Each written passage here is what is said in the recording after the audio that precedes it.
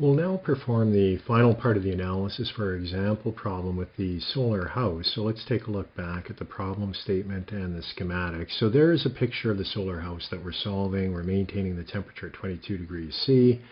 And if we look at the problem statement itself, we were told for the third part to evaluate the minimum input required for that night in kilojoules. So that's what we're going to do now.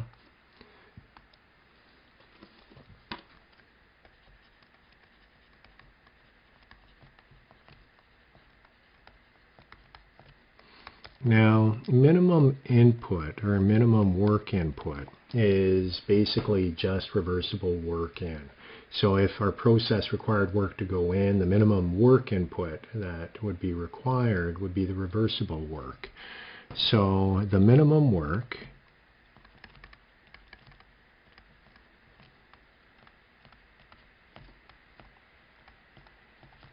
equals the reversible work.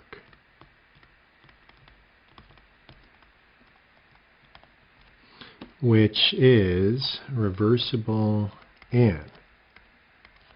So what we're going to do, the equation for this is reversible in is equal to actual work in minus exergy destroyed. So that is the equation that we will use for this. Let's evaluate the actual work in. Remember, we had the electric resistance heating device. That's where our work in is coming from.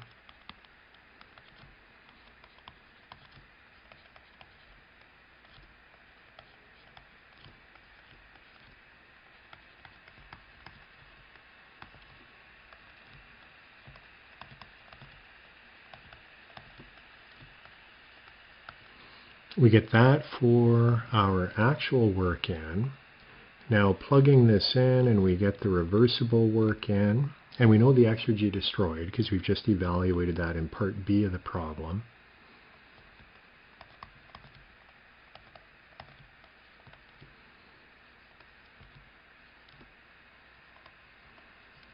And what we find is the reversible work in is equal to minus 35,372 kilojoules.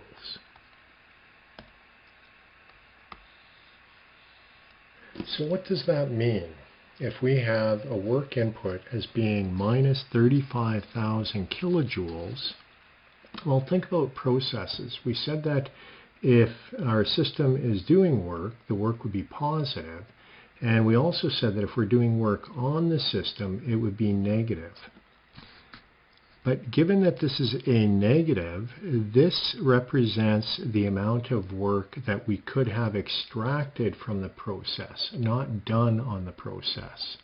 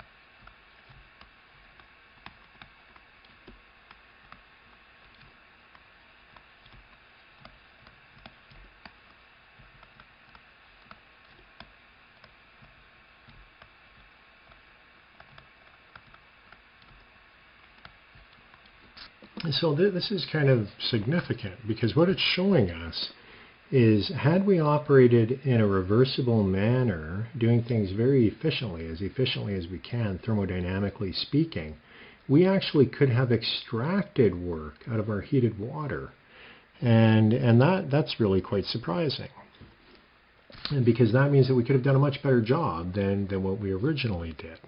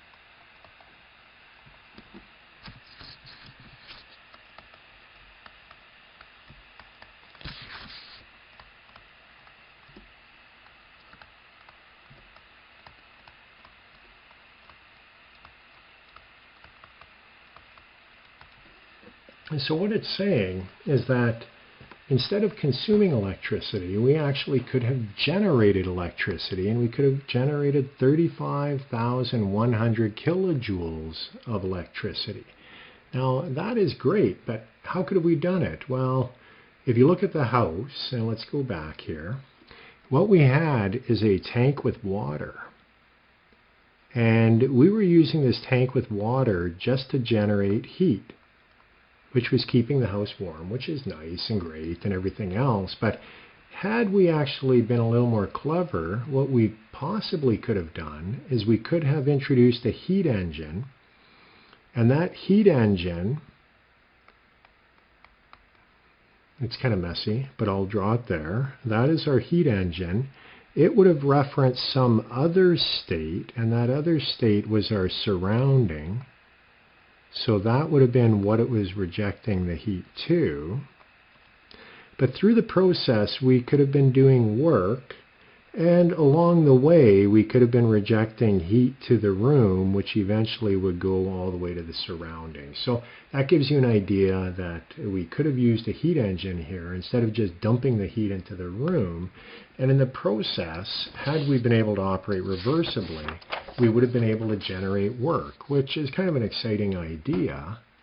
So if we had used a reversible heat engine,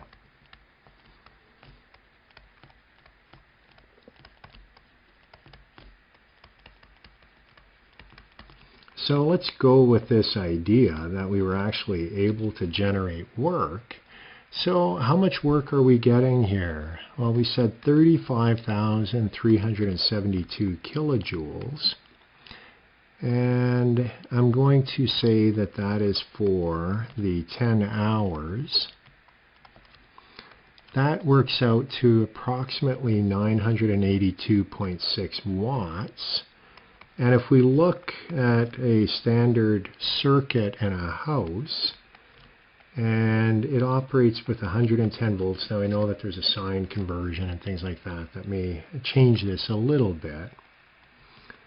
But kind of from a hand-waving argument perspective, we can say that we potentially could have generated around 9 amps of power, which is roughly equivalent to one circuit in a house. Typically a house circuit would be 15 amps.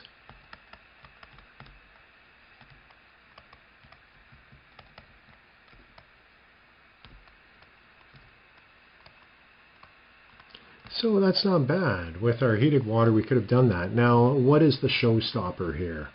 The showstopper with this problem is that when you have water at 80 degrees C and you want to dump heat down to 3 degrees C, this is what we call low quality heat. And it's difficult to come up with. This is low quality heat. Given that the temperature is so low, it's very difficult to design a heat engine or a thermodynamic cycle that can take that low of a temperature and then convert it into a significant amount of work. And consequently, the eta thermal of this process is going to be relatively low. And economics eventually come into play where it would make it difficult for us to do this.